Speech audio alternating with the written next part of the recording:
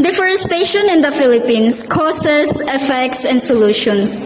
If the trees in our forests could speak, what stories would it tell us of abundance lost or of hope still standing? Good morning, everyone, as sons of farmers and member of community deeply connected to the land. We all understand how nature plays a silent yet powerful role in our lives. In the heart of the Philippines, lush forests once stood proudly, providing not only wood and wildlife, but also balance, shelter, and life itself. Yet, over the years, deforestation has quietly but steadily erased much of this natural wealth. According to DNR, this environmental issue is not just about the trees we cut. It's about the chain reactions that follows, the soils that erodes, the rivers that dries up, and the community that suffer. According to DNR data, our country loses thousands of hectares of forest cover each year due to logging, mining, agriculture, and infrastructure development. The consequences go far beyond the mountain ranges.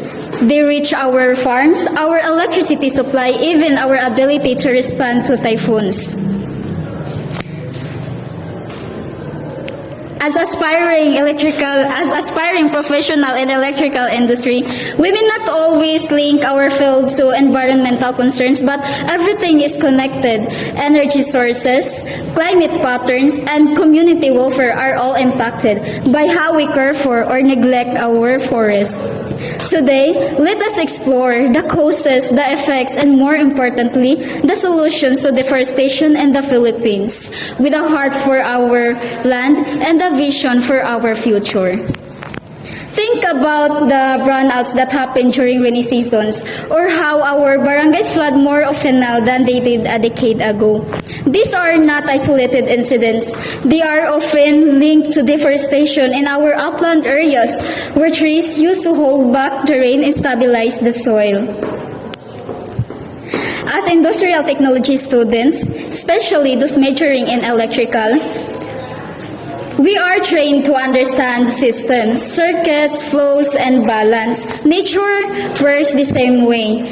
When one part of the system is damaged, everything else is affected. For example, if deforestation continues in nearby mountain areas in Bohol, the power lines we install may face more damage from landslides and floods, causing delays and added costs to communities.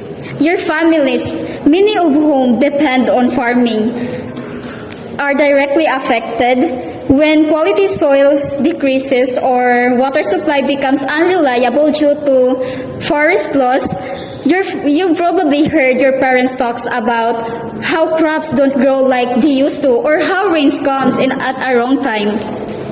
This is not just a bad luck. It's a clear signal that the environment is changing.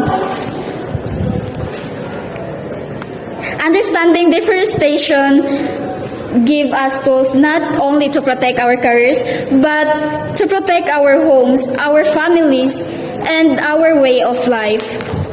Deforestation may seem like a distant, overwhelming issue, but every solution begins with awareness, and every change starts with a choice.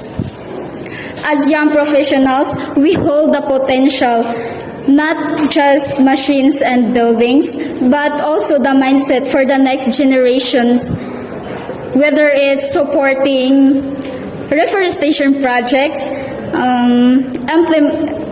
promoting responsible use of energy, or simply spreading what we've learned today.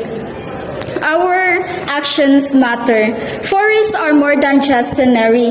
They are silent guardians of life, of balance, and of our future. What kind of legacy do we want to leave for the next generations of the Ubayanon children? Will they know the scent of the fresh leaves after a rain, or only the heat of dry fields or sounds of floods? We may not all be the environmental scientists, but we can all be protectors in our environment in our own ways. And everywhere we connect, in every home we power, let us remember that sustainability should be part of our designs. The forests are calling, not in anger, but in hope. Will we choose to listen and act? Thank you.